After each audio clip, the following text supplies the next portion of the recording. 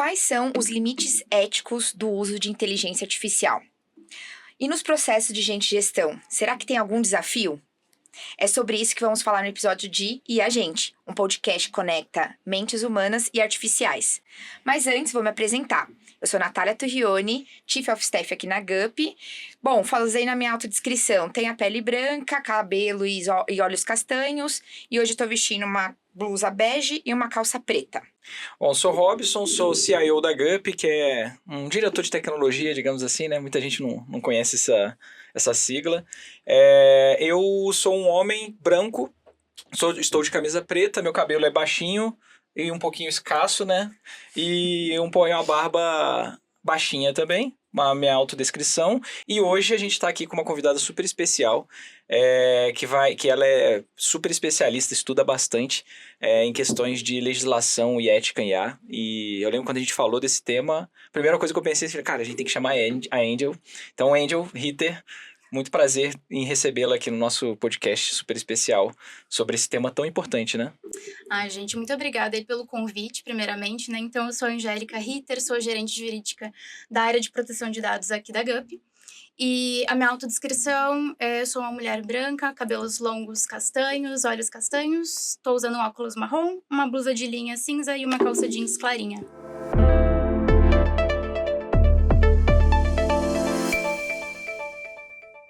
Perfeito, Angel. Poxa, prazer ter você aqui com a gente. Eu já vou começar com uma pergunta aqui super importante. Então, vamos lá. A gente resgatou que teve um estudo da Harvard Business Review ali de 2022, então nem é tão nova assim, é um pouco mais antiga. E esse estudo mostrou que 36% das lideranças ali nos Estados Unidos já usavam IA para contratar pessoas. Só que essas pessoas não sabiam que a inteligência artificial estava sendo usada. E além disso, a gente sabe que o uso da IA pode ser em vários mercados. Tem outro exemplo também que muitas vezes a gente usa a IA para, fazer solicitações de crédito e a gente não sabe por que aquela solicitação foi negada.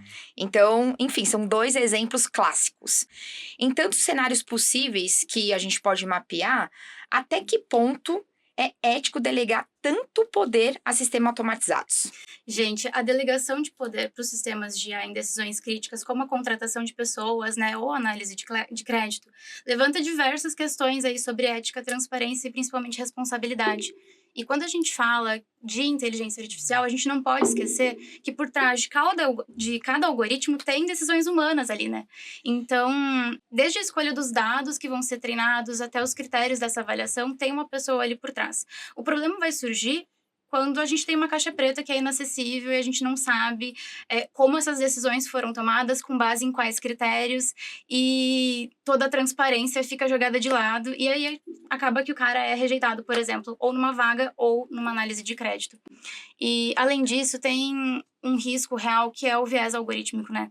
Então, se os dados utilizados para treinar essa tecnologia, esses modelos, refletem as desigualdades que a gente tem, que são históricas, não é nada novo, né? São coisas de anos, de décadas, né? De repercussão na nossa sociedade, a IA, ela pode perpetuar isso daí e ampliar essas injustiças. Então, isso significa que o simples uso da tecnologia, ele não é um sinônimo de neutralidade. Pelo contrário, ele demanda um esforço, né, contínuo para que a gente corrija essas distorções e evite que os modelos reproduzam elas. Então, acho que um outro ponto super importante aqui entra a parte de governança desses sistemas, né? Então, a gente não pode desenvolver uma tecnologia e deixar ela solta pelo mundo, tomando decisões deliberadamente. É muito importante que as empresas que utilizam a IA para tomar decisões, especialmente, assumam a responsabilidade dos impactos que elas venham a causar. E isso aí vai envolver uma série de requisitos, né? Como auditorias regulares, supervisão de sistemas por uma pessoa humana, né? Parece redundante falar pessoa humana, mas por uma pessoa humana, olhando ali para aquela tecnologia, acompanhando quais são os riscos que ela está gerando, quais são os impactos na vida das pessoas que estão interagindo com a tecnologia, e criar mecanismos que permitam a reversão desses riscos. Então, processos que permitam a revisão constante para mitigar eventuais problemas aí que venham a acontecer. Ela falou pessoa humana, isso me faz refletir o quanto que cada vez mais vai ficar comum a gente usar a palavra humano, né? Porque antes era muito óbvio, né? Não, quem escreveu isso foi um humano. Quem desenhou isso foi um humano. Verdade. Então, assim, era tão óbvio que não precisava ser dito. E agora a gente vai ter que começar a dizer, né, humano, mas usar mais essa palavra, né? Ô, Angel, uma questão que eu fico sempre refletindo é que é muito difícil, às vezes, a gente conseguir explicar o resultado de um modelo, né? Da aplicação de um modelo. Porque são bilhões de parâmetros e milhares, terabytes, bilhões de dados para treinar os modelos. Então, muitas vezes, o próprio programador ali, o próprio desenvolvedor daquele modelo, não consegue explicar perfeitamente exatamente como que foi a tomada de decisão ali de um modelo. E num caso de um erro, de quem que é a responsabilidade, né? Já que, às vezes, muitas vezes, a própria pessoa que conseguiu desenvolver não sabe responder. De quem que é a responsabilidade? Como que a legislação lida com isso? Bom, acho que essa é uma ótima pergunta, porque a IA ela tem essa característica de parecer uma caixa preta ou de ser uma caixa preta em muitos dos casos, né? E a falta de transparência ela pode se tornar um problema super grave aqui. Então, tanto o AI Act na União Europeia quanto os projetos de lei que tem aqui no Brasil hoje para tornar esse marco regulatório da IA, eles estão tentando endereçar essa dor da transparência.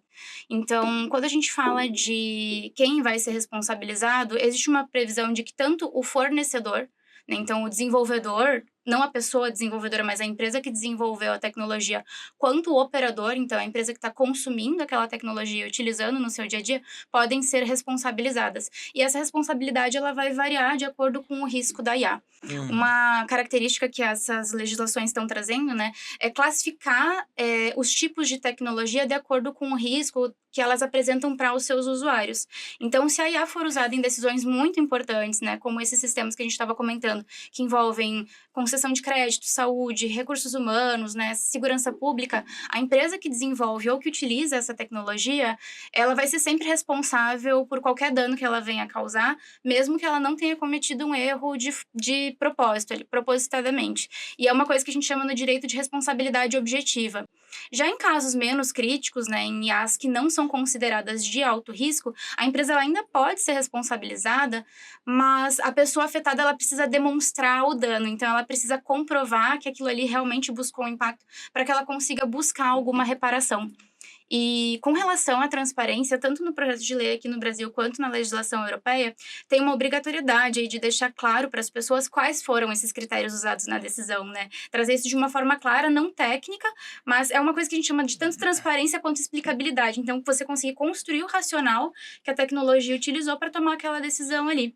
E a gente vê muito isso também nesses deepfakes, né? Então, algumas empresas e alguns países, na verdade, já estão determinando. A China, eu vi recentemente uma notícia da semana passada, que eles já estão obrigando as empresas que criam, né, que geram essas imagens ou vídeos, a colocarem marcas d'água dos seus conteúdos para indicar que eles foram criados ou manipulados por inteligência artificial. Então, já tem uma preocupação das instituições regulamentadoras, né, que estão olhando para isso a fim de garantir que as empresas se preocupem e implementem medidas ali para deixar cada vez mais claro que aquele conteúdo foi gerado por uma IA, que teve um impacto de uma IA, uma interação com uma inteligência artificial com aquela pessoa. E vai ter um tipo de punição para, por exemplo, alguém fez um vídeo com o IA e não botou. Então a ideia seria se descobrir que realmente foi feito com o IA, ter algum tipo de punição para a empresa ou a pessoa que fez isso? Acredito que aí a gente vai esbarrar numa questão até de propriedade intelectual e direitos autorais, né? Principalmente se a gente estiver criando, se a pessoa estiver criando conteúdos que mexam com a imagem de uma outra pessoa sem a devida autorização, mas também use esses recursos, não identifique e ele acabe gerando um dano. Então, vai muito da análise de qual foi o dano que esse conteúdo que não estava com a identificação ele causou. É para um uso particular ou é uma empresa que está utilizando aquilo ali? Então, acho que vai muito do caso a caso, da análise dos cenários. Né? Angel, você comentou com a gente sobre a legislação AI Act da União Europeia. Explica um pouquinho aqui para o público o que é essa legislação, o que ela faz, qual que é o objetivo dela. O AI Act é uma legislação que foi sancionada recentemente, né, na União Europeia. Ele abrange todos os países ali da União Europeia. Ele vem a regulamentar a utilização da inteligência artificial dentro do contexto europeu. Tá. Então, ele é muito... parecido com o que a gente está criando com o PL 2338 aqui no Brasil, para tentar colocar ordem na casa, na utilização da inteligência artificial dentro dos mais diversos contextos e tentar reduzir os potenciais riscos que ela pode apresentar para as pessoas. Então, ela é uma legislação bastante nova, ela está sendo revista, tem pontos que ainda não foram super endereçados dentro dessa legislação, como a questão da própria responsabilidade. Já existem diretivas que estão sendo discutidas no Congresso Europeu para endereçar essas questões que ainda não foram totalmente abordadas, mas basicamente é uma regulamentação da utilização, estabelecer critérios e mecanismos para que as empresas adotem e utilizem de uma forma segura, responsável, ética e transparente, e impondo também as sanções que o Robson comentou, porque não adianta a gente criar a lei e falar que é de alto risco, a empresa comete alguma infração, alguma coisa, não tem uma penalidade em contrapartida ali. Então, ela vem endereçar todos esses pontos. Tem um tema que eu acho fundamental nessa área de IA, que são os vieses, né? E acho que aqui na GUP a gente discute muito isso, a gente tem um comitê interno que a gente sempre debate nossos modelos, o que pode gerar viés ou não, enfim. E no mercado, assim, eu acho que a própria desenvolvimento da tecnologia nos últimos anos, que começaram a usar dados autoanotados, né? O que é autoanotado? Antigamente, tinham humanos que anotavam dados para ensinar a IA, né? Então, essa imagem aqui é de um carro, essa imagem aqui é de uma melancia. E hoje criaram-se técnicas de autoanotação, né? Então eles pegam os textos e vai calculando a probabilidade da próxima palavra de forma automática usando os textos que a humanidade já gerou historicamente. E isso é muito bom porque gerou um avanço gigantesco no volume de dados para serem usados para treinar. Só que, ao mesmo tempo, não tem ninguém ali para dizer assim, olha, isso daqui é razoável, isso daqui não. Então, os modelos podem carregar vieses indesejados da sociedade por questões estruturais e históricas, e a gente precisa tomar cuidado com isso. E o que a gente faz? O que uma empresa ou um programador que vai criar um algoritmo precisa tomar de cuidado para evitar que a inteligência artificial perpetue esses vieses? Acho que é importante a gente trazer aqui um pouquinho do que são esses vieses que a gente está falando, né? Que é uma tendência, uma inclinação a julgamentos distorcidos ou decisões injustas, né? E no contexto da inteligência artificial, a IA, ela aprende com os padrões já implementados, já pertencentes ali da sociedade, né? Então, se a sociedade reproduz padrões discriminatórios, a IA, ela vai perpetuar isso daí. E o problema, a meu ver, assim, começa muito antes, como os sistemas eles foram construídos e nos dados, né? Esse grande volume de dados que está alimentando a tecnologia. A IA, ela aprende com dados do mundo real. Então, a gente sabe que o mundo real está longe de ser perfeito. Então, se os dados usados ali para treinar um sistema forem tendenciosos, a IA ela vai repetir esses padrões. Então, uma das coisas que a gente precisa ter de cuidado aqui quando está desenvolvendo uma nova tecnologia é olhar para os grupos de dados que a gente está alimentando essa IA. Então, a gente sabe que diversas IAs aí do mercado já apresentaram muitas falhas, né? Por exemplo, identificar corretamente diferentes etnias no reconhecimento facial, né? Questão de toda a biometria, envolve o uso de dados sensível pela LGPD, acho que isso aí é bastante crítico. E quem está por trás também dessa tecnologia? Poxa, os grupos de desenvolvedores, vamos usar pessoas diversas também, porque elas vão ter um olhar treinado em que pessoas de grupos homogêneos talvez não percebessem, talvez determinados problemas, determinadas questões ali de diversidade e inclusão ficassem um pouco de fora, se a gente usar só pessoas padrão, vamos dizer assim. Então, não ter padrão aqui é uma ótima forma da gente evitar que esses vieses sejam reproduzidos pela IA que está sendo desenvolvida. Balancear os dados. Balancear, ali, né? ter um equilíbrio, exatamente. Andy, você comentou, né, e o Robson também, que a gente tem um comitê de ética internamente na GUP. Você sugere, indica que as empresas tenham algo similar, algo nessa mesma linha?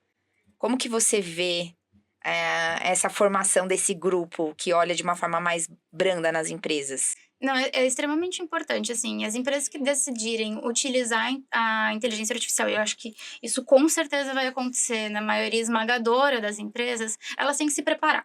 Então, não adianta sair implementando tecnologia, começa a utilizar tudo que é IA open source, gratuita, sem um cuidado e sem uma preparação interna dos times, né? Então, muito para além do comitê de ética, a empresa ela precisa primeiramente entender o que que é essa tecnologia, né? Preparar e capacitar os seus times para que eles saibam também, porque às vezes o grupo de desenvolvedores talvez saiba, mas o time operacional talvez não saiba lidar com aquilo ali. Então, é muito importante capacitar essas pessoas, começar a implementar políticas de uso adequado, né? De uso responsável dessa tecnologia dentro da empresa e, com certeza, constituir um comitê de ética com pessoas responsáveis e tecnicamente especializadas ali, que saibam ter um olhar não só tecnicamente para o lado do desenvolvimento, mas para o lado jurídico e ético também, para que essas questões sejam abordadas e a gente evitar, né, dentro da empresa, que esses problemas sejam reproduzidos. Perfeito, perfeito.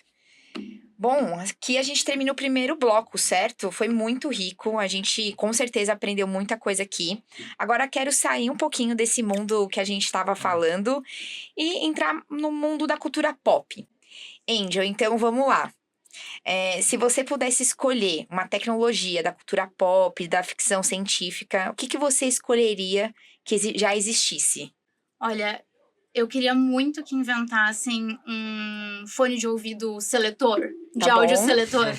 Porque, assim, tem tanta informação inútil no mundo hoje pra gente dar uma selecionada e aquilo ali fazer de uma forma automatizada, pra gente parar de se preocupar com coisa à toa, sabe? Então seria muito bom ligar um mute da vida real, assim, tipo um cancelamento de ruído da vida real, acho que ia ser Selecionar sensacional. só o que quer ouvir. Só o que quer ouvir, Muito assim. bom. É um pouco tendencioso, mas acho que ia ser interessante pra gente isso. evitar certas desavenças ali. No Black Mirror tem um episódio que tem um pouco disso, né? Só que aí é usado um pouco pra anular pessoas, né? Também. Que aí a pessoa mas aí fica... O cancelamento da pessoa é real, ninguém enxerga a pessoa e nem ouve a Um pouquinho pessoa. mais crítico. É um pouquinho É mais um crítico, pouquinho né? mais crítico. Um pouquinho mais crítico. Perfeito, muito bom, perfeito. Bom, bora lá então, a gente continua aqui. Agora entramos num outro bloco. O bloco anterior focou mais em tecnologia e agora a gente entra no tema de gente e gestão. Então, vou direcionar a pergunta para vocês dois, Hobbs e Angel. Então, vamos lá. Chegamos naquele momento em que perguntamos, e a gente? Quando falamos de IA nos processos seletivos, surge sempre uma dúvida muito importante. Quem é os responsáveis pelas análises que a IA faz? Quem acessa é a empresa, é o fornecedor de tecnologia, por exemplo, a GUP, é a pessoa do RH, quem é o responsável? Então, o que vocês acham? Eu vou começar com o Hobbs e aí a gente passa para Angel. Eu sou um defensor, assim, de que decisões muito críticas têm que ser tomadas sempre por um ser humano. E a IA, ela pode vir e dar insumos, e facilitar, e filtrar algumas informações, mas que a decisão final, ainda mais em coisas muito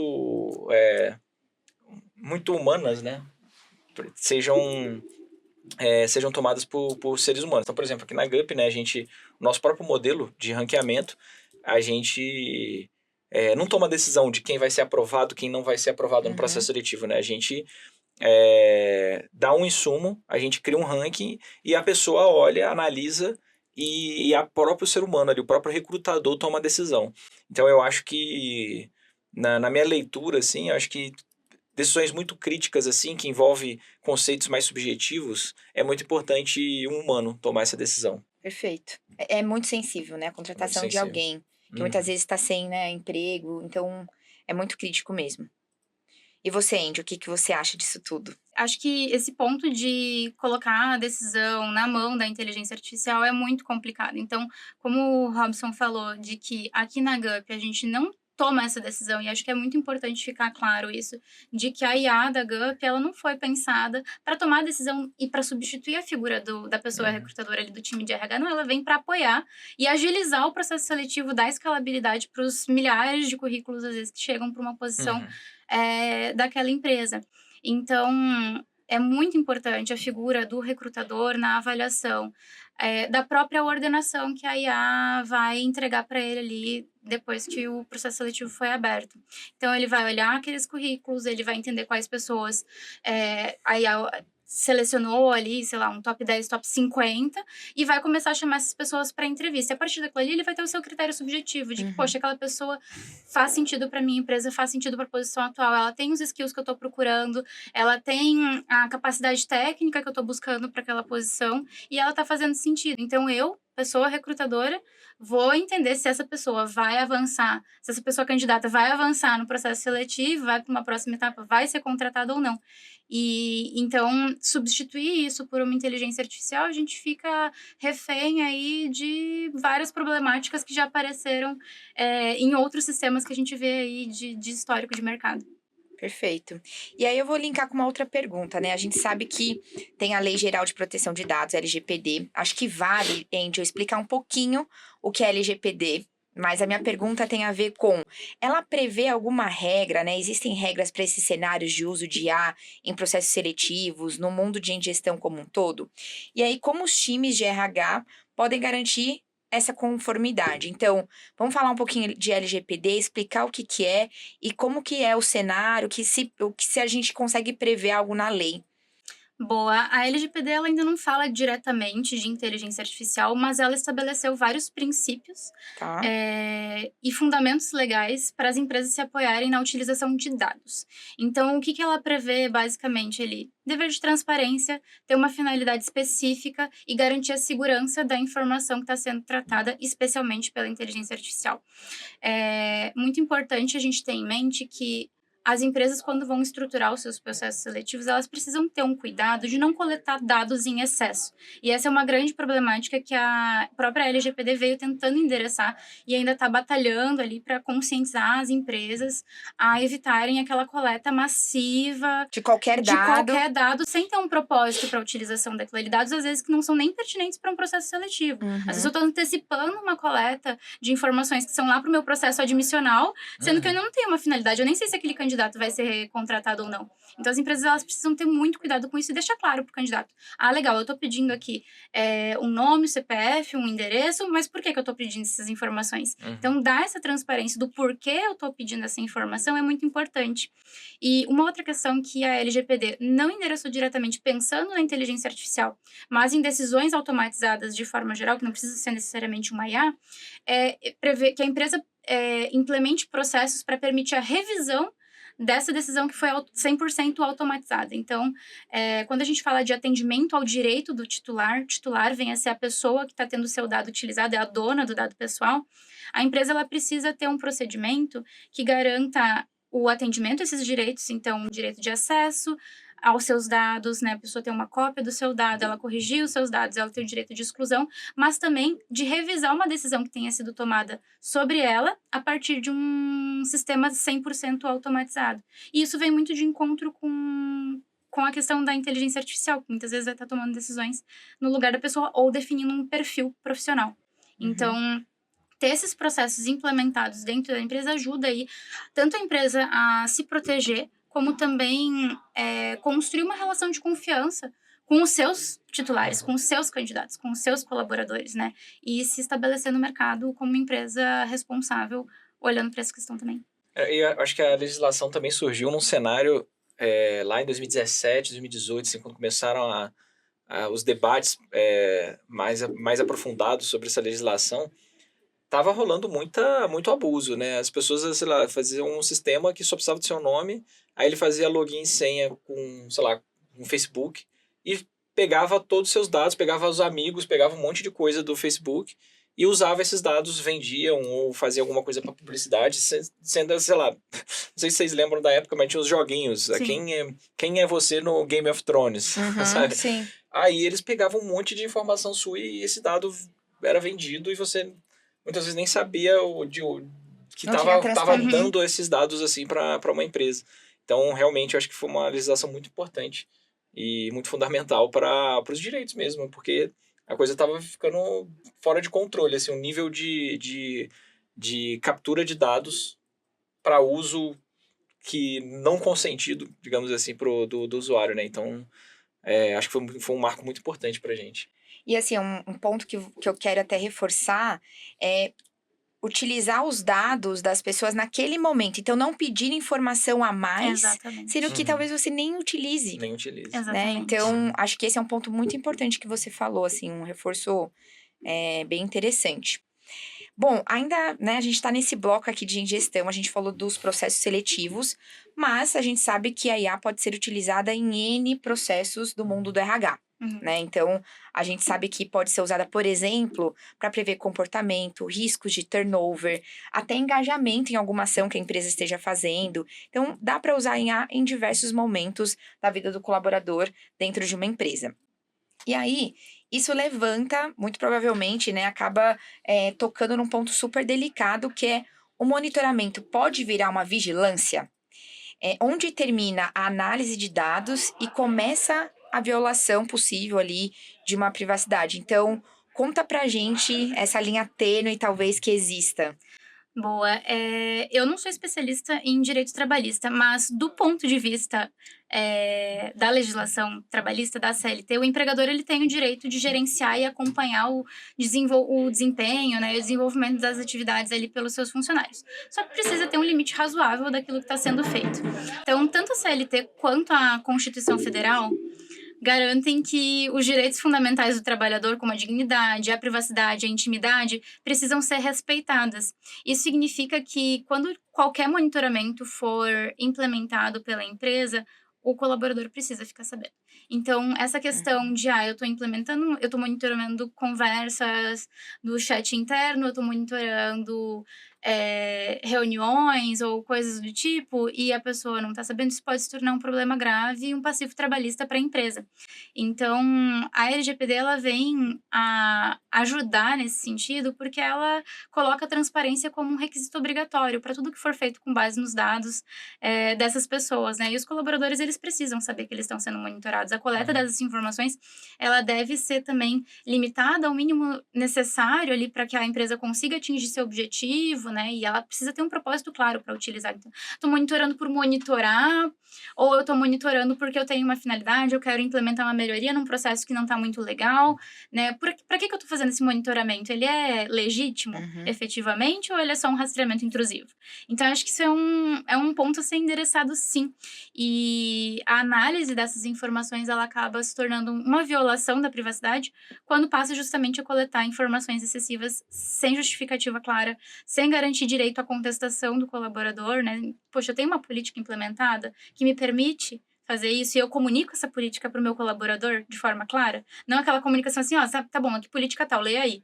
Não, eu treinei ele para ele saber que ele tem aquilo ali implementado dentro da minha empresa e que eu vou poder usar essa informação para uma finalidade X, Y, Z. Isso é muito importante também. Então,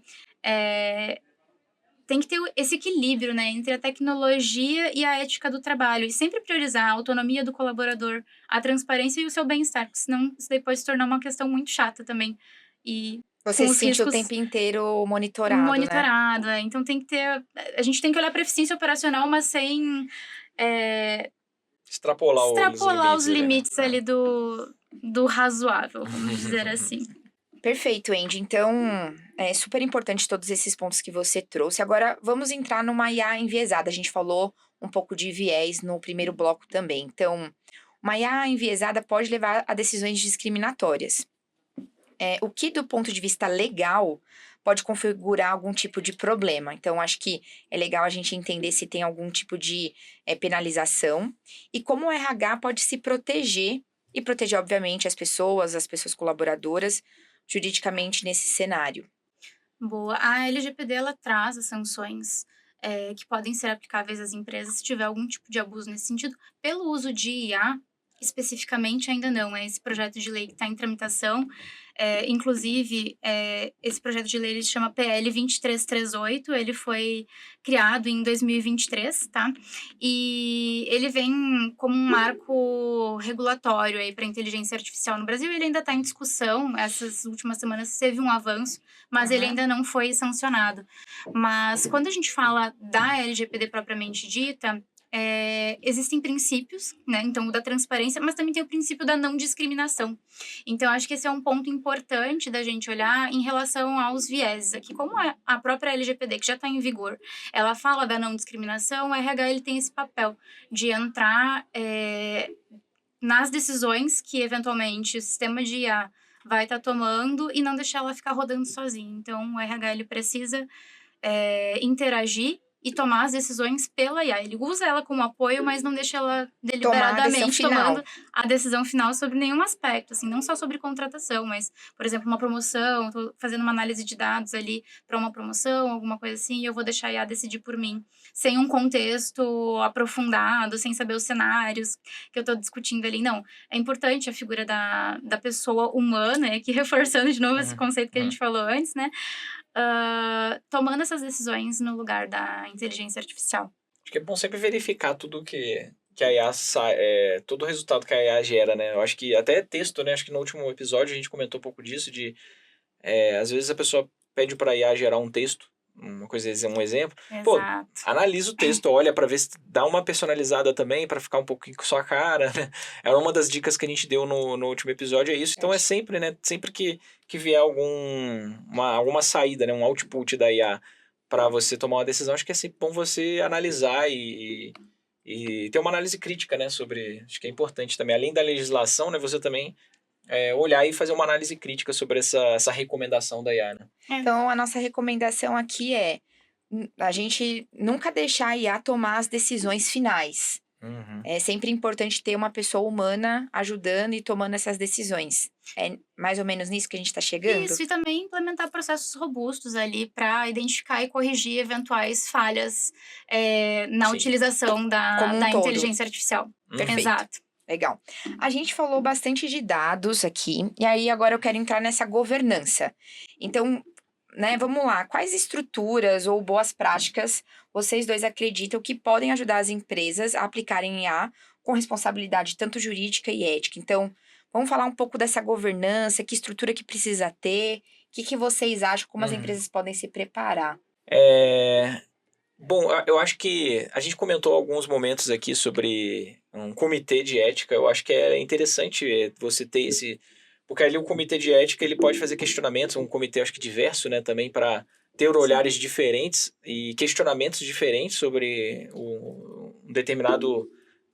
por uma determinada aplicação da IA. Então, eu acho que ter um comitê para debater e discutir, e eu acho que o comitê também já vai ajudar a entender no seu cenário como que você vai estruturar as questões necessárias, mas também, assim, obviamente o setor jurídico na empresa é super importante, né? Acho que a Angel ajuda a gente muito do time de tecnologia com isso, então tem um apoio jurídico nisso porque por mais que você estude, né, eu acho que um especialista ali que vai entender os cenários para te auxiliar é fundamental. Então, ter uma estrutura jurídica, acho que nem toda empresa vai ter uma estrutura jurídica interna, mas algum apoio, algum serviço terceirizado, não sei, né, mas algum auxílio jurídico acho que é importante na hora que você vai aplicar uma IA na sua empresa ou no seu produto. E eu acho que treinamentos nos times, eu acho que para o próprio time de desenvolvedores, você tem que criar uma cultura que eles se preocupem com isso também. Porque eu acho que no dia a dia isso tem que estar nos debates. Na hora que uma pessoa desenvolvedora vai criar um modelo, ela já tem que, de partida, você tem que ter o resultado que você espera, mas também o que você não abre mão. Né? Então, o que você não abre mão? Não abro mão de ética, não abro mão de ter um modelo que não prejudique pessoas por questões injustas. Então, você ter muito claro o que você não abre mão e qual é o objetivo que você quer com aquele modelo e tomando todos os cuidados jurídicos de um comitê de ética e tudo, porque eu acho que o apoio jurídico e o comitê de ética vai te ajudar a estruturar essas partes que você não abre mão. Uhum. E depois você persegue o seu resultado sem abrir mão desses valores ali que você determinou nesse comitê de ética e no comitê jurídico. Enfim, eu diria que esses dois caminhos aí podem ajudar bastante a criar uma IA de forma responsável, sabe? Legal. E quando a gente entra na parte um pouquinho mais técnica sobre governança propriamente dita, né? Até comentei um pouquinho antes sobre a implementação de políticas que vão tratar desse tema dentro da empresa. Então, poxa, precisa ter uma política de governança de uso responsável de inteligência artificial. E, se possível, dentro do contexto de RH, uma específica para RH, né? Porque os times eles vão estar usando para diferentes contextos, mas, se possível, ter uma específica para RH é super importante. E que essas políticas estejam ligadas aos princípios da própria LGPD, então, de transparência, de Uhum. segurança, de não discriminação, né? E, enfim, para conseguir garantir que as pessoas tenham um direcionamento de como usar aquilo ali. E aí, quando a gente desce um pouquinho, né, o nível técnico e aprofunda ali, existe um tipo de avaliação que a gente chama de avaliação de impacto algorítmico. Essa avaliação, ela busca identificar, dentro desses sistemas e dentro do contexto em que ele vai ser utilizado, quais são os potenciais problemas que ele vai gerar para as pessoas que estão interagindo com aquela tecnologia ali, ou que são o sujeito, né, que está por trás ali do uso dessa tecnologia, para que a empresa consiga antever esses potenciais riscos e danos que venham a ser causados e desde já implementar medidas de mitigação. Então, esse tipo de avaliação ele é super importante porque ele permite essa identificação prévia para depois a empresa não ter que ficar correndo atrás de remediar problemas, discutir isso judicialmente em eventual ação indenizatória, enfim. Então, esses tipos de avaliação eles vêm como uma forma preventiva e é uma coisa que é muito estimulada nesse meio de governança. Atuar sempre de forma preventiva e proativa e não para remediar ali os Uhum. problemas depois que venham a surgir. Então, ainda nessa linha que o Robson comentou, né, de ter um comitê de ética, é importantíssimo designar um responsável com o conhecimento técnico ou uma equipe responsável, né? Ainda que o comitê de ética seja, às vezes, um pouco mais de altas lideranças, que vão estar tomando decisões em relação ao uso dessa tecnologia, é importante também ter pessoas capacitadas especificamente, né, letradas nessa questão de ética, às vezes um conhecimento jurídico e também um conhecimento técnico, que o jurídico e o técnico que eles vão se mesclar muito, então não adianta ter um advogado super bom, mas ele não entender nada da parte técnica de Uhum. desenvolvimento, ele tem que entender um pouco de código também, para estar cuidando da governança da IA junto com os times que estão trabalhando com ela. E acho que, por fim, gente, mas não menos importante, é isso que o Robson falou de preparar as equipes para trabalhar com essa tecnologia. Capacitar os desenvolvedores para eles terem um pensamento, vamos dizer assim, privacy by design and default. Uhum. Então, pensar em privacidade por padrão e desde a concepção daquilo que está sendo desenvolvido, para eles saberem quais são os riscos que eles podem estar gerando se eles não adotarem determinadas medidas ali. E times operacionais também precisam ser super capacitados. Então, acho que a gente pode usar várias ferramentas de treinamento corporativo aqui para conseguir preparar as pessoas para essa nova realidade, esse novo jeito de trabalhar. Então, a chave aqui também que a gente vem falando é capacitação, treinamento, conscientização interna. Não Constante. só de quem está desenvolvendo, mas quem está na ponta, lidando com uma empresa, com um cliente, uma pessoa candidata. Então, Com certeza. acho que é um recado muito, muito importante aqui que a gente tá passando, né? É um termo que você trouxe, né, que é a privacidade por design, né, e O padrão, por né? padrão e a ética por padrão. Então, acho que na hora que você está desenhando uma solução, você já tem que pensar nisso, né? Com Se você certeza. primeiro desenha a solução, vai lá, treina, atingir o resultado que você quer, aí depois você vai preocupar com isso, pode ser que você jogue um monte de trabalho fora, ou em alguns casos a pessoa pode ignorar os resultados éticos, né, e que não são tão bons ali, que poderia ter sido previsto e tratado no momento do desenho da solução. Aí ou você desperdiça ou você ignora isso e lança um modelo não, assim, enfim, enviesado, ou, Uhum. enfim, com algum problema, ou legal ou ético, né, que nem sempre, às vezes uma coisa, né, não tá, a legislação não está prevendo, mas é uma coisa que a gente não quer e seria antiética. Então, eu acho que o ethical by design lá, que é muito usado, esse termo, é muito importante. Você está desenhando a solução, você já tem que, no desenho da solução, pensar nessas questões de ética e principalmente de legislação. Perfeito. Perfeito. É. Gente, muito bom. Eu acho que muito aprendizado, mas vamos fechar aqui agora com um conselho. Então, quero ouvir de vocês dois, Hobbs e Angel, qual conselho que vocês dão para as pessoas, para as empresas se prepararem legalmente com tudo isso que a gente falou com o uso de IA.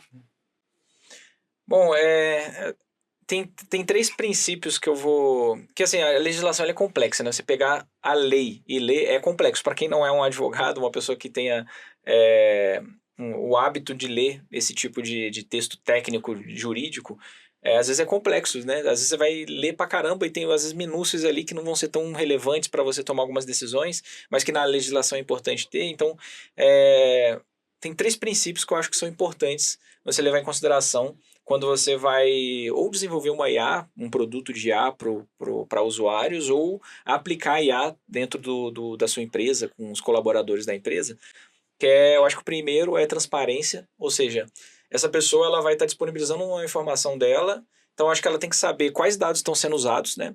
E para que vai ser aplicado esse dado. Então ela tem que ter total consciência, ó, estou disponibilizando esses dados e esses dados vão ser usados para determinada aplicação. A não discriminação por questões, por exemplo, a pessoa mora num bairro tal, ou discriminação de orientação sexual, ou de gênero, enfim. Não pode essas informações serem usadas para esse tipo de discriminação.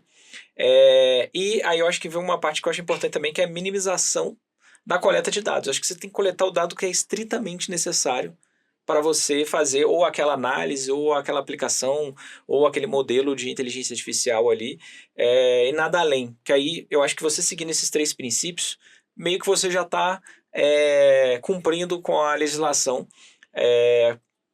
Faz sentido, Angel? Faz super sentido. E aqui entra também a necessidade das empresas entenderem profundamente para que elas querem usar aquela tecnologia e qual é o fornecedor da tecnologia que elas vão estar contratando. Então, a gente fala muito de análise, né, de due diligence dos fornecedores. Então, escolher empresas com uma boa reputação, que a gente saiba que estão bem colocadas no mercado, assim como a Gup, né? Então, que se preocupam genuinamente com essas questões de ética, de transparência, de responsabilidade, pode ser um ponto de partida. Mas também não deixar de lado ter um apoio profissional, ou dentro de casa, ou terceirizado, que vai conseguir apoiar a empresa a implementar todas as medidas que o PL 2338 vai começar a cobrar de todas as empresas que forem consumidoras da tecnologia de inteligência artificial. Acho que ter time capacitado dentro de casa, ou pelo menos um apoio terceirizado aí, vai ser uma grande mão na roda e vai se tornar muito necessário nos próximos tempos. Então, todo mundo muito atento a essa nova lei que provavelmente em breve vai ser sancionada, certo, Angel? Isso, há rumores aí que talvez esse ano já saia. Entre. Perfeito. Gente, acho que é isso. Super episódio. Angel, super obrigada. Muito bom. Foi muito rico, muito aprendizado aqui, de verdade. Eu saí aqui aprendendo um monte de coisa, Robson, mais uma vez. Sem dúvida. Também super obrigada. E todos os ouvintes também, né? Super legal ter vocês aqui com a gente. Se vocês gostaram do episódio, vamos compartilhar. E a gente se vê no próximo episódio do E a Gente. É isso. Tchau, tchau, pessoal. Tchau, tchau.